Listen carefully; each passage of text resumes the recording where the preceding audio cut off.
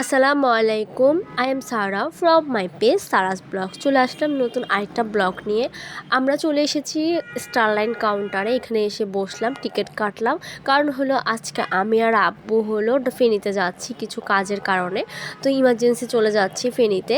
তো এখন হলো বাস আসবে, এর আগে আমি কিছু নাস্তা কিনে নিলাম, কেক আর কোল্ড ড্রিঙ্কস নিয়েছি। কারণ হলো আমি কিছু খাইনি, সন্ধ্যায় অফিস থেকে এসে ফ্রেশ হয়ে তারপরে হলো সব কিছু রেডি করে আব্বু সহ বের হয়ে গেলাম। তো বাস চলে এসেছে, এখন বাসে উঠে গেলাম আল্লাহর রহমতে।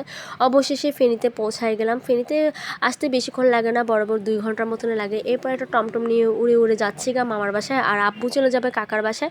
আব্বু মামার বাসায় উঠবে না, আমাকে মামার বাসায় নামিয়ে দিল, তারপরে চলে যাবে আব্বু কাকার বাসায়। এরপরে হলো আমি আমার কাজিনকে নিয়ে একটু বের হলাম।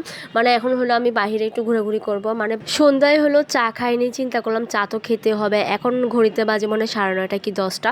তো আমার কাজিনকে বললাম চলো কোথা থেকে চা খেয়ে এসে। এখানেও নাকি অনেকগুলো দোকান বন্ধ হয়ে গেছে। এখন শীতকাল দেখি টাউন সাইডের দোকানপাট একটু আলিয়ে বন্ধ করে দেয়। তো আমাকে নিয়ে এসেছে একটা টনের দোকানে। এখানে নাকি চা নাকি অনেক মজা। তো এখানে চা মজা, কিন্তু এখানে চার মধ্যে নাকি কালি জিরা দিয়ে চা বানায়। এটা আমি আসলে লজিক কিছুই বুঝলাম না। চাটা এমনি ভালোই ছিল, কিন্তু কালি জিরা কেন দিল সেটা বুঝলাম না। তারপর ওর বাইকে করে আবার চলে যাচ্ছি হলো এখন হলো চিতল পিঠা খাবো। আর আমরা লাস্টে এসেছি তখন হলো একবার শেষের দিকে আসার কারণে চিতল পিঠা একবারে শেষেই ছিল। তো উনি হলো রেডি করছিল, আর আমি দেখেন ফেনীটা দেখছিলাম। ফেনী টাউনটা দেখতে কিন্তু অনেক ভালোই লাগছিল। অনেক বছর পর আসলাম আবারও।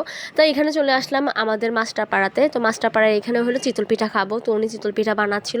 এখানে ওনার হলো কড়াইয়ের মধ্যে একেবারে শেষ, মানে পিঠার ইয়াগুলো শেষ, মানে অল্প কয়েকটা আছে। মানে উনি দুইবার নাকি 3বার বানাইতে পারবে। এরপরে হলো ওনারা চলে যাবে বাসায়। মানে তখন ঘড়িতে বাজতেছে 10টা 15 কি 20। এখন শীতের বেল দেখে একটু তাড়াতাড়ি সবাই চলে যায়। তো এই চিতল পিঠাটা কিন্তু খেতে অনেক ভালো লেগেছে। ওনারা কিন্তু অনেক রকমের ভর্তা রেডি করে। এখানে লাইট তেমন একটা ছিল না দেখে একটু অন্ধকার আসছিল। কিন্তু দেখেন আমার কাজিন কী করছে, ওর নাকি ঠান্ডা লাগছে, ও হাত দিয়ে এমন করে রাখছে। আর এখানে দেখেন অনেকগুলো ভর্তা। আমাদের চিটাঙে এত ভর্তা দেয় না, বাট ফেনীতে দেখলাম যে ভালোই ভর্তা দেয়। তারপর চিতল পিঠাটা খেলাম, খেতে অনেক ভালো লেগেছে। আমার জন্য রেডি করছিল, তো আমার কাজিনকেও দিল, তারপরে হলো আমাকেও দিচ্ছিল। আমার কাছে অনেক ভালো লেগেছে। আর আমার প্রচুর ঠান্ডা লেগেছে। ঠান্ডা লাগার কারণে বয়সটা একটু এমন আসতেছে, ইগনোর করবেন আমার পচা বয়সটা। আমি শুধু শুটকির ভর্তাটা নিয়েছি। তারপর খাওয়া দাওয়া শেষ করে এখানে একটা দোকানে নামলাম।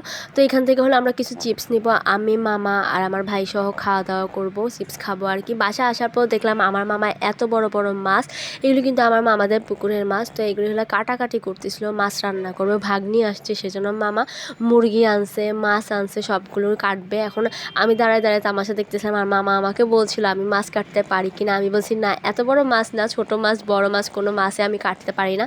এগুলি বলতে বলে কি দেখো আমি কিভাবে পরিষ্কার করছি মাছ। তো আমি মামার পাশে বসে বসে দেখছিলাম। আর এখানে বালতিতে বড় বড় কিছু মাছ ছিল, কিন্তু এটা বোঝা যাচ্ছিল না।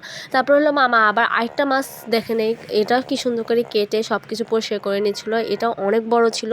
তার পরবর্তীতে আরেকটা মাছ কাটবে। আমি আসলে মাছগুলোর নাম জানি না, এগুলো আবার পুকুরের মাছ। মাছগুলো পরিষ্কার করে মামা এগুলি পিস করে নিচ্ছিল, সুন্দর করে ছোট ছোট টুকরা করে নিচ্ছিল। আমাকে বললো টুকরা করতে পারি কিনা। আমি বলছি হ্যাঁ মাছের টুকরা করতে পারি, বাট মাছ পরিষ্কার করতে পারি না, আর বাকি কোনো কিছুই করতে পারি না। মামা করছিল আর আমি বসে বসে দেখছিলাম আর কিছু ভিডিও নিচ্ছিলাম। তো মামা দেখলাম যে কি সুন্দর করে সব কিছু করে নিচ্ছিল। দেখেন আরেকটা মাছ নিছে, এই মাছটা নাকি অনেক শক্ত, এটা কাটতে মামার অবস্থা অনেক খারাপ হয়ে যাচ্ছিল, অনেক স্ট্রাগল করছিল। আমার মামা অনেক কষ্ট করে মাছগুলো ফাইনালি কাটছে। কাটা শেষ করে এখন সুন্দর করে টুকরা টুকরা করছে। তারপর হলো রান্না বসায় দিল। তো মামা 2 পদের মাছ রান্না করছে, একটা হলো রান্না করছে, একটা হলো ভুনা করছে। আর এদিকে দেখেন পেঁয়াজ টমেটো সব কিছু রেডি করছে। এত মজা হয়েছে মানে বলার বাহিরে।